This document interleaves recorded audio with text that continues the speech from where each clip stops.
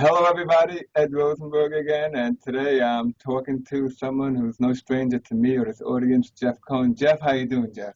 Doing great, Ed. Thank you. How are you? Good. I'm doing good. Where am I calling, by the way? Where are you located?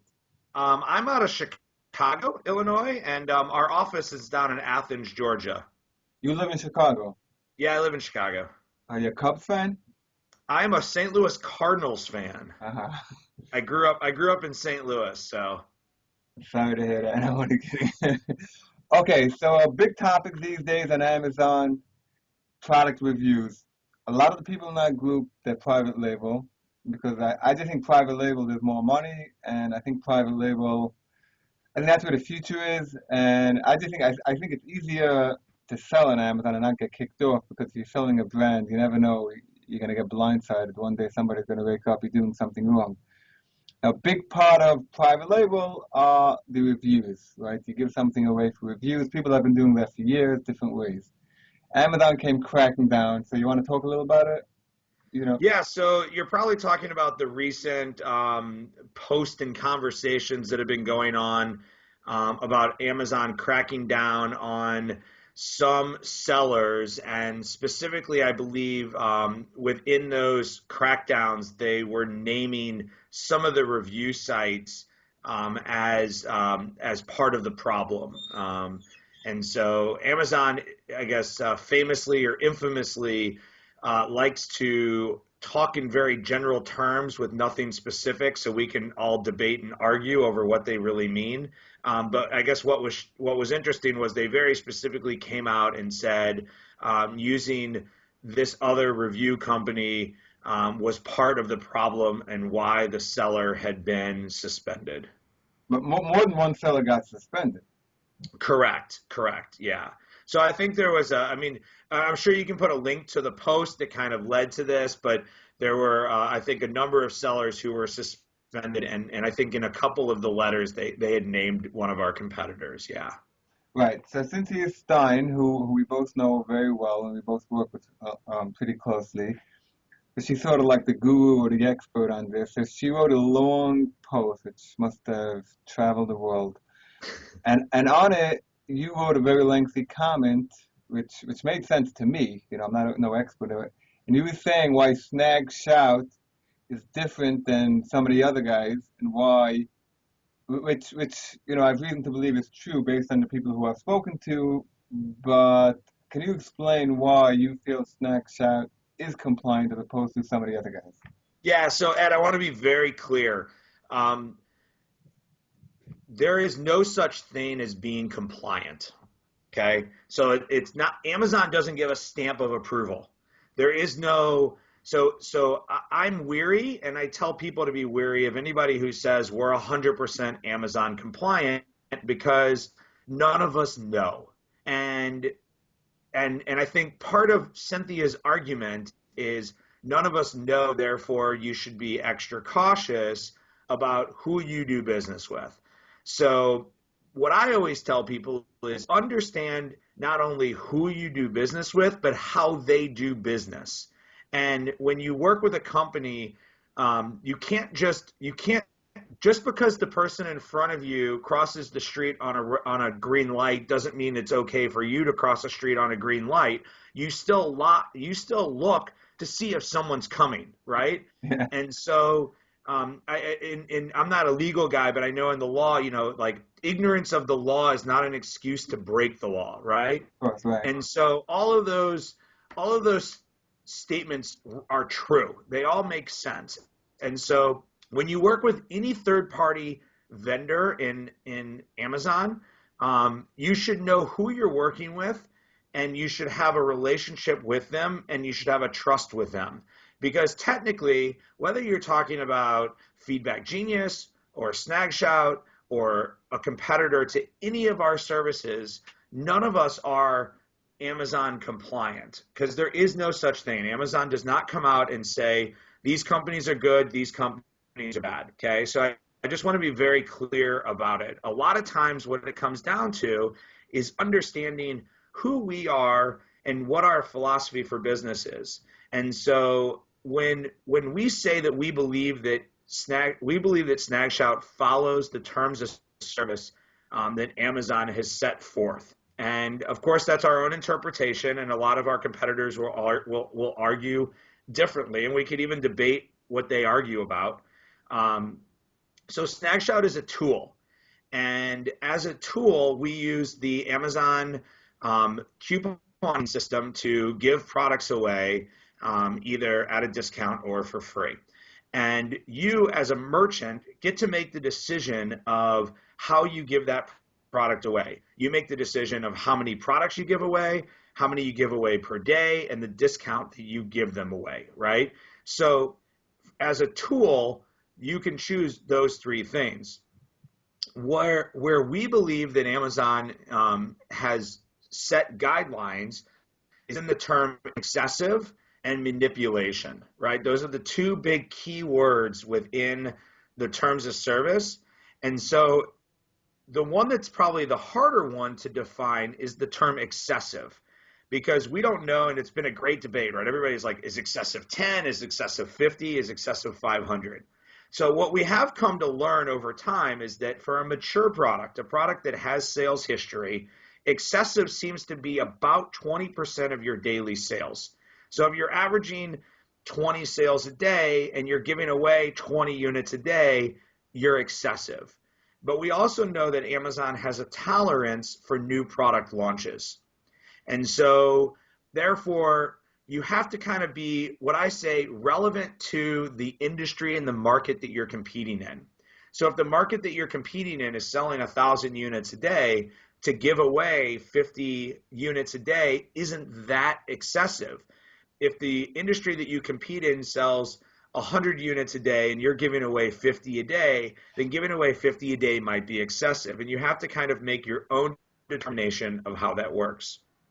The couponing and the giving away of products on Amazon is no different than using Amazon Lightning deals, which is a tried and true process that Vendor Central clients and some Seller Central clients have been invited to do. Does that all make sense? Yeah, it does make sense. But when they buy something, do they go through the platform? Yeah, so we actually send the link to Amazon. So the purchase takes place on Amazon, and you use the coupon code that you created to obtain the discount. One of the reasons we feel snagShout is different is that for many products, we can get more value for the product than having to give it away for free or for $1. And so the easiest way to explain that to your audience is what I like to call perceived value. And so if your product has a perceived value, so let me show you a product that does not. This is a product that does not have a perceived value. It's a silicone case for an iPhone 6. It does not have a perceived value. Therefore, you're going to have to give that away on snagShout or any site for $1 or for free because it doesn't have perceived value. I'll show you another example. A pair of gloves. A pair of gloves have a perceived value. Even if I don't know the brand name on the gloves, they have a perceived value. And so if I know that a good pair of outdoor gloves, these are like winter gloves, because I live in Chicago, so I still need those in April. If I have a good pair of winter gloves, they're going to cost me $25, $30. I can sell those on snagShout for $10, and they'll still move. Whereas a silicone case for a phone, it won't. So one of the ways that we think snagShout is different is that you can get a higher value for your products, and you don't have to discount it to a super low level. Do they still show up as verified?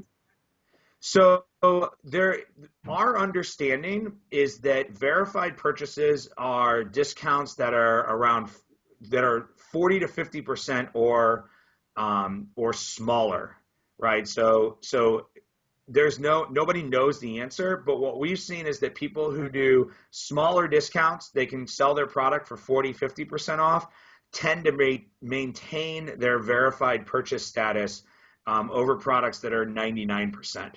Is that 41, 42, or 51, 52? We don't know exactly what the percentage number is. It's just that we've seen less issue with the verified purchase badge on smaller discounts than we have on larger discounts. Mm-hmm. Now, in order, right, I see, okay. Okay, so again, What go ahead. I was going to say one other thing about the verified purchase badge.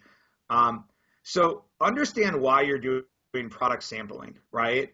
And you do product sampling really for two reasons, maybe three.